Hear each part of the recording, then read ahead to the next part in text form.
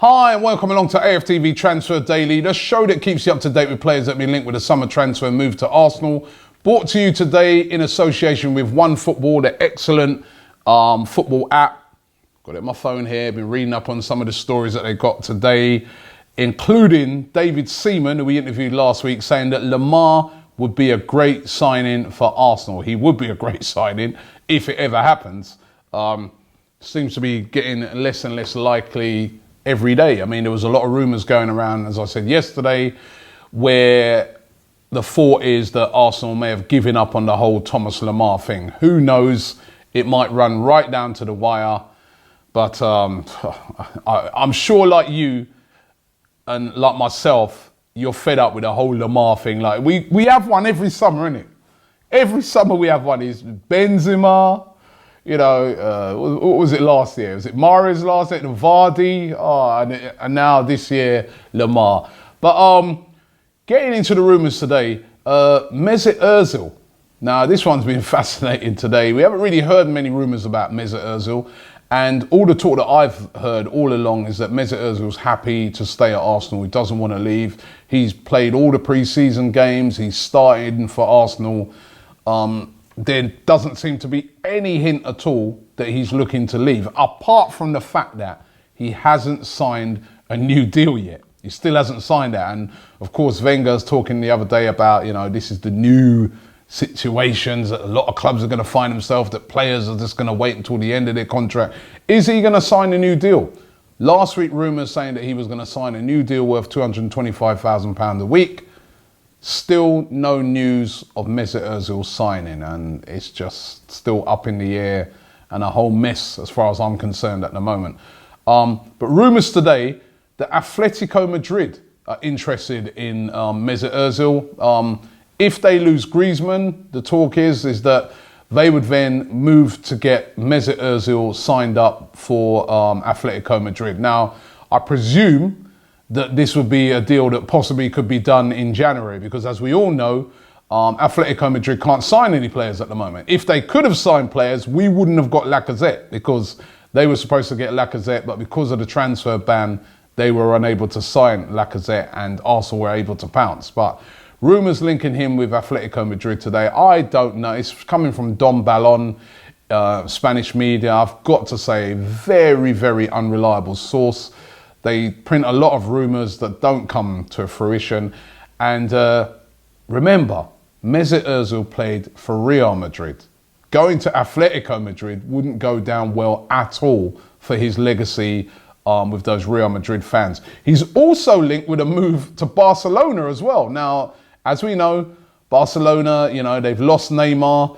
They got beaten at home 3-1 last night in the Super Cup by Real Madrid. Real Madrid only had 10 men. Their fans at the moment are clamouring for them to bring players in to replace Neymar. Some outlets today linking Mesut Ozil with a move to Barcelona. Now, again, I think this is highly unlikely. Can't see him going to Barcelona. I think he's quite happy at Arsenal, but probably just keeping his options open at the moment, or he will definitely sign. But him going anywhere this summer, I think, highly, highly unlikely. So I wouldn't worry too much about those rumours. Alexis Sanchez, on the other hand, who knows? Again, the rumours flying all over the place yesterday.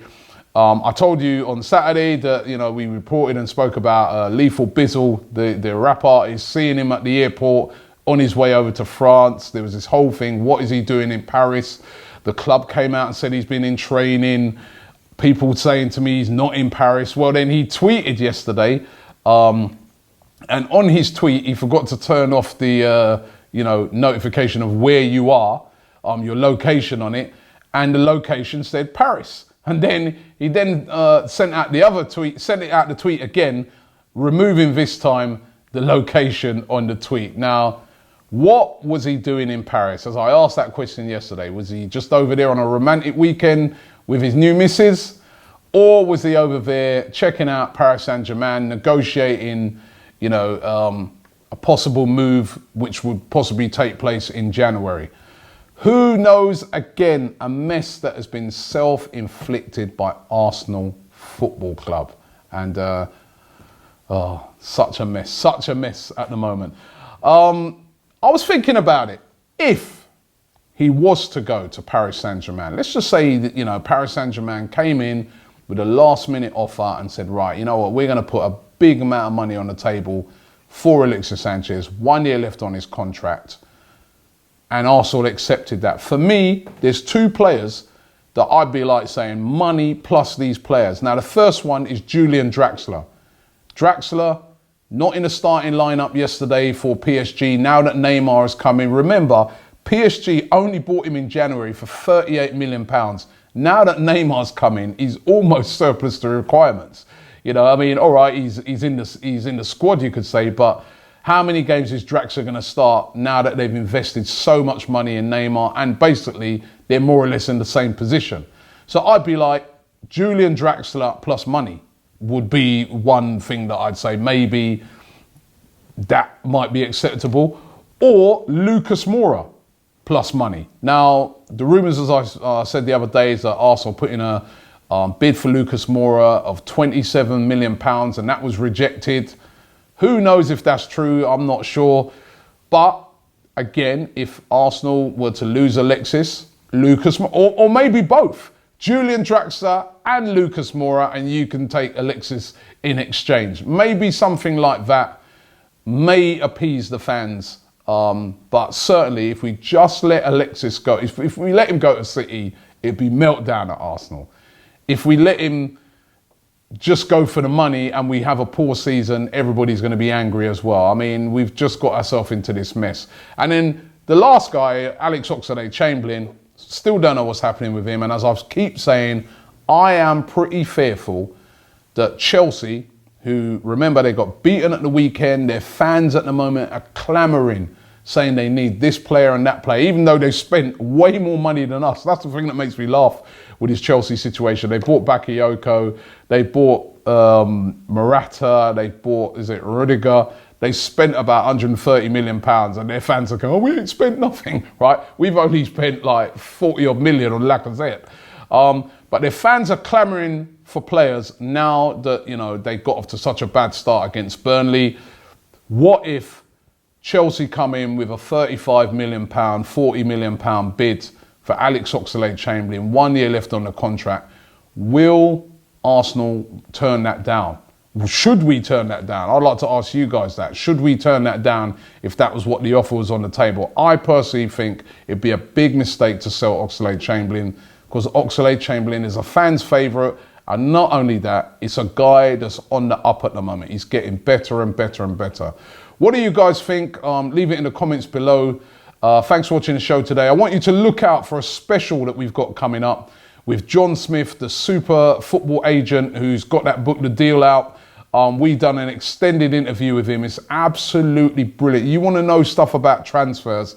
Some of the stuff he speaks about in the interview is brilliant. I mean, he was a guy that when we spoke to him last year, he predicted that Arsenal would be in these big problems because at that time he said there's a lot of big players like Alexis, Wilshere, etc. who've only got 18 months left on their deal, and he predicted problems for Arsenal and he got it spot on. And speaking to him in this new interview is so fascinating. Make sure you check it out. And also I want to thank everybody who's donated to the charity Prostate Cancer UK for my walk. My feet are just beginning to settle down a bit now, but we've raised over £10,000, which is double our original target. It's absolutely fantastic. Thank you so much to everybody who's donated to that. I mean, I've really been humbled by the whole thing. You can still keep donating as well. The link is in the description. And don't forget to download that OneFootball app, excellent football app. Thank you to them for giving us the information for today's show. Thanks for watching the show today, and we'll be back tomorrow. Subscribe to ArsenalFanTV.